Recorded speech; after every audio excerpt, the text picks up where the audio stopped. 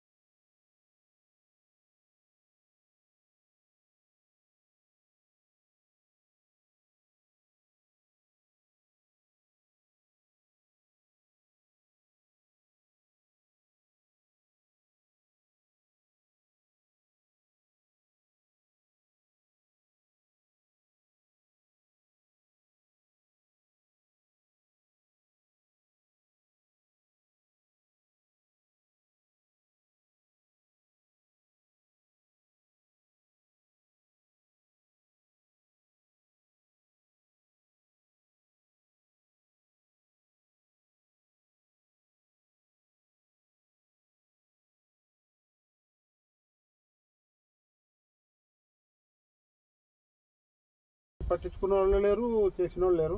ఇట్లా కొంతమంది ఔత్సాహికులు ఈరోజు దామోదర సంజీవయ్య గారిని గుర్తు చేసుకునేందుకు వచ్చినందుకు మాస్టర్ గారికి మరియు పత్రికా విలేకరులకు అందరికీ ధన్యవాదాలు తెలియజేస్తాను. Thank you. ఉండడం చాలా సంతోషం. ఇలాంటి మహనీయుల విగ్రహాలు ఉండడం ఎంతో ఆనందం. అయితే ఎర్తుడా మీద ఈ విగ్రహం ఉండడం వల్ల కేవలం కొంతమంది మాత్రం చూస్తున్నారు.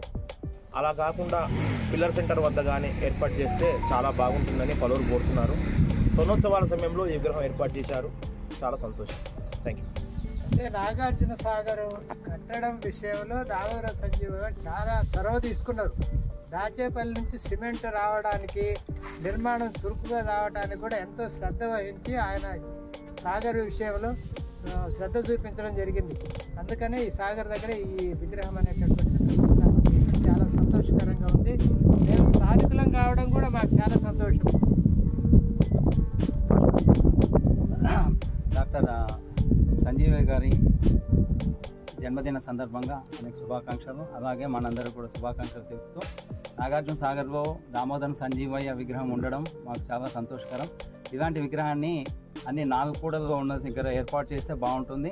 ఈ ఆవరణ పావన కూడా ప్రభుత్వం తరఫున అధికారులు కూడా పట్టించుకొని దీనికి చేస్తే మంచిగా చేస్తే బాగుంటుందని మా భావం. దామోదర సంజీవయ్య గారి జన్మదిన సందర్భంగా చేసినటువంటి మిత్రులకి, పాత్రికేయులకి, పెద్దలకి అందరికీ నా అభినందనలు. నేను మైసెల్ఫ్ అయ్యంకి రాజా, వర్క్ ఇన్స్పెక్టర్గా వాటర్ సప్లై కైలాన్ కాలనీ నందు పనిచేస్తున్నాను. అంతేవిధంగా వర్క్షాడ్ ఎంప్లాయీస్ అసోసియేషన్స్కి జేఏసీ చైర్మన్గా ఉన్నాను నేను. మిత్రులారా, ఈరోజు దామోదర సంజీవయ్య గారి జన్మదిన సందర్భంగా ఇచ్చేసినటువంటి మిత్రులకు మరియు పాత్రికేయులకి అందరికీ తెలియజేయనిది ఏమనగా 2005న డ్యామ్ సిల్వర్ జూబ్లీ చేయబోతున్న సందర్భంలో మా యూనియన్ అధ్యక్షులైనటువంటి ఈనాడు గౌరవ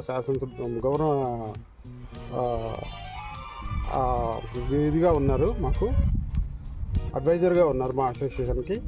కేవీ గారు అయినటువంటి కేవీ గారు అప్పటి ముఖ్యమంత్రి అయినటువంటి వైఎస్ రాజశేఖర రెడ్డి గారి దగ్గరికి వెళ్ళి, సార్ ఇలా సిల్వర్ జూబ్లీ జరుగుతుంది 2005లో.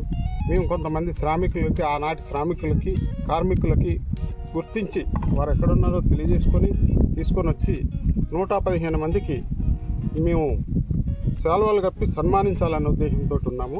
వాళ్ళందరినీ గుర్తు చేసుకోవాలనే ఉద్దేశంతో ఉన్నాము. అంతేకాకుండా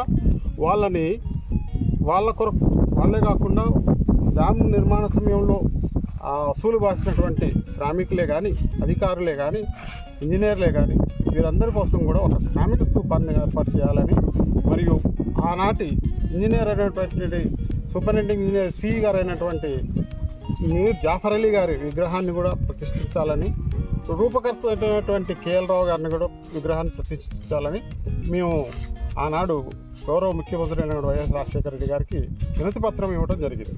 ఆ వినతి పత్రం ఇచ్చిన సందర్భంగా స్వయంగా ముఖ్యమంత్రి గారైనటువంటి వైఎస్ గారు కేవలం ఇంజనీర్లు, శ్రామికులే కాకుండా డ్యామ్ నిర్మాణ సమయంలో ప్రోత్సాహాన్ని ఇచ్చి, చనువును చూపించి డ్యామ్ నిర్మాణం కంప్లీట్ చేసేందుకు దోహదపడిన కొంతమంది నేతల్ని కూడా గుర్తు చేసుకున్నాము.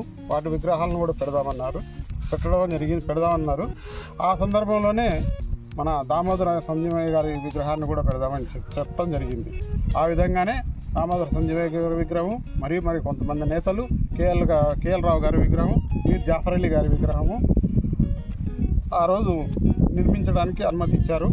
అదే సందర్భంలో మొదటిసారిగా మన పైలాన్ కాలనీ నందు ఏటీఎం కూడా అదే రోజున స్టార్ట్ చేయడం జరిగింది. ఈ కార్యక్రమాలన్నీ వైఎస్ రాజశేఖర రెడ్డి గారి పీరియడ్లోనే జరిగినాయి. ఆయన చేతుల మీదుగానే ఓపెన్ చేయడం జరిగింది.